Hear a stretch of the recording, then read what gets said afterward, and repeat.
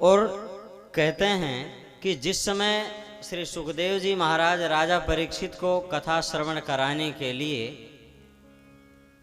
आसन पर विराजमान हुए और देवताओं को जैसे ही पता लगा कि राजा परीक्षित की मृत्यु 7 दिनों में होने वाली है और उस मृत्यु रूपी भय से बचाने के लिए श्री सुखदेव जी महाराज परीक्षित को भागवत की कथा सुनाने जा रहे हैं। तो कहते हैं कि स्वर्ग से देवता लोग अमृत से भरा हुआ स्वर्ण कलश लेकर के सुखदेव जी के पास पहुंच गए। सुखदेव जी को प्रणाम किया और कहते हैं महाराज यह हम स्वर्ग से स्वर्ण कलश में अमृत भर करके ले आए। सुखदेव जी ने कहा अच्छा ठीक है, बहुत बढ़िया, क्या करना है? बोले महाराज ये है अमृत, हम चाहते हैं कि आप राजा परीक्षित को पिला दें। सुखदेव जी ने कहा पिला दो। अरे बोले ऐसे नहीं पिलाना है। फिर बोले हम ये चाहते हैं कि यह अमृत आप राजा परीक्षित को पिला दो और इसके बदले में जो आप भागवतामृत जो आप राजा परीक्षित को पान कराने जा रहे हैं, हम ये चाहते हैं कि इस भागवतामृत का दान आप हमें दीजिए। सुखदेव जी ने कहा, मन में विचार किया कि यह तो हम पहले ही समझ गए थे कि आप सबका कोई ना कोई स्वार्थ होगा, तभी यहाँ अमृत लेकर के आए हो, और नहीं तो इसी अमृत के लिए कितना बड़ा महासंग्राम छिड़ गया। हाँ, सुखदेव जी कहते हैं देवताओं, क्व सुधा क्व कथा लोके। अरे देवताओं, कहाँ यह तुम्हारा अमृत और कहाँ भागवतामृत? क्व कांचः क्व मणिर महान। कहते हैं कहाँ एक साधारण सा सुंदर दिखने वाला कांच और कहाँ एक महामूल्यवान मणि। कहते हैं यह जो तुम्हारा अमृत है यह क्या कर सकता है? मुक्ति नहीं दे सकता, यह मृत्यु को रोक सकता है, अमर बना सकता है।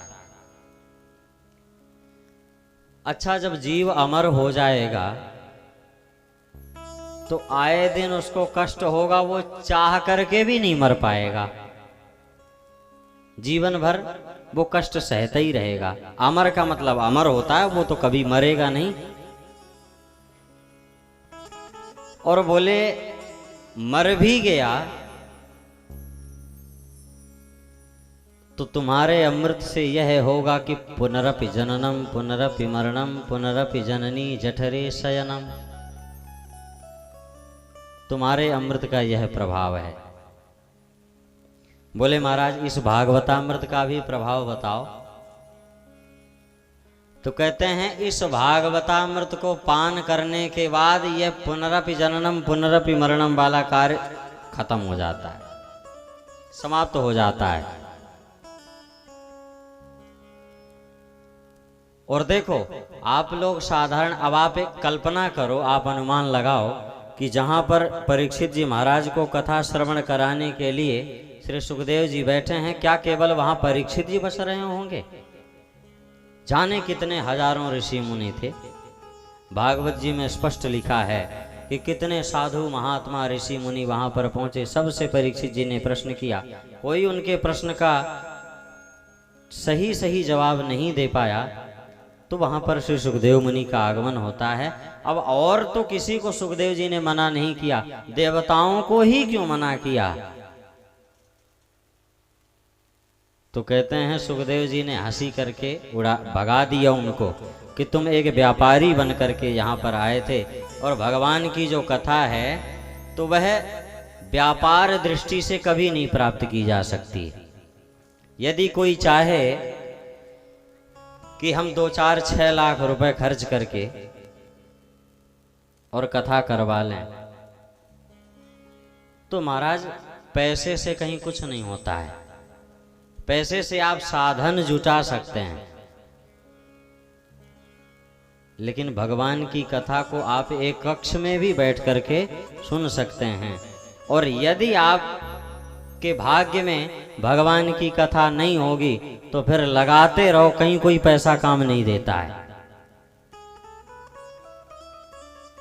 और यह व्यापार की दृष्टि, यह अब कोई अन्यथा नहीं लेना, लेकिन जिसको कहते हैं बनिया बुद्धि है ना, इस बनिया बुद्धि से इस कथा को कभी भी प्राप्त नहीं किया जा सकता है।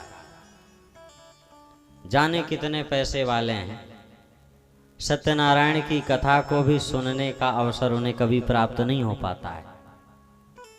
और एक साधारण सा व्यक्ति 5-10 हजार रुपए कमाने वाला व्यक्ति इकट्ठे कर करके भले 4-6 साल में ही सही, पर वह भागवत की कथा को सुन लेता है।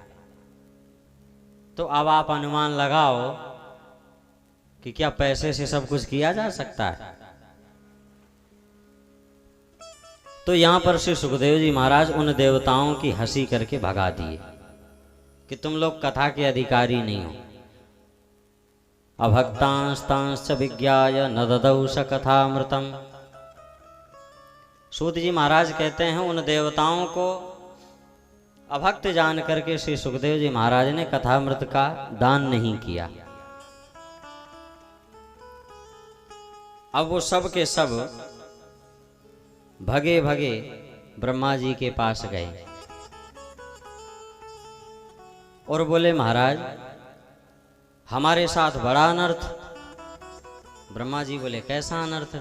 अरे बोले हम देवता होकर के हमें भागवतामृत पान करने का अधिकार नहीं है, और मृत्युलोक में साधारण से जीवों को कथामृत पान करने का अधिकार दे दिया।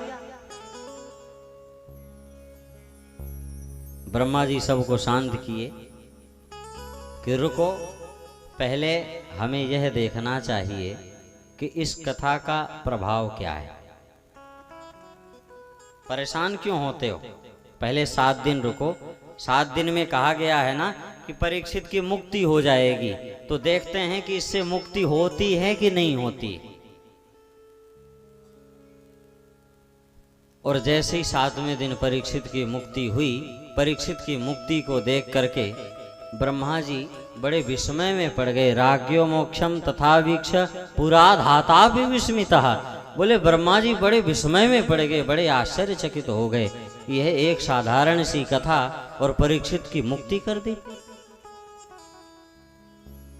तो ब्रह्मा जी के लोक को सत्यलोक के नाम से भी जाना जाता है। सत्यलोक में वहां झूठ का कोई स्थान नहीं है। अपने सत्यलोक में ब्रह्मा जी तराजू बांध करके एक तरफ संसार के समस्त धर्म शास्त्रों को रखे, समस्त साधनों को रखे, और एक तरफ श्रीमद् भागवत महापुराण को रखे। तो तुलना करने पर क्या हुआ?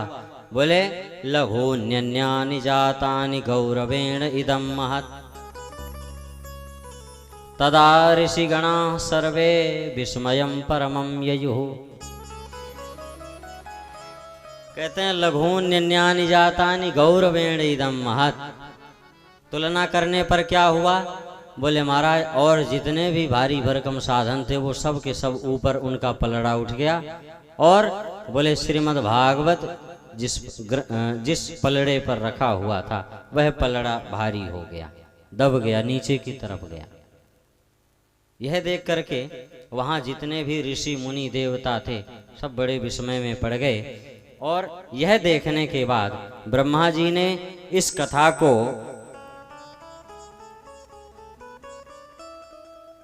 कल्याणकारी, आत्म कल्याण करने का ही साधन बताया कि इस कथा को श्रवण करने के बाद अपना आत्म कल्याण किया जा सकता है।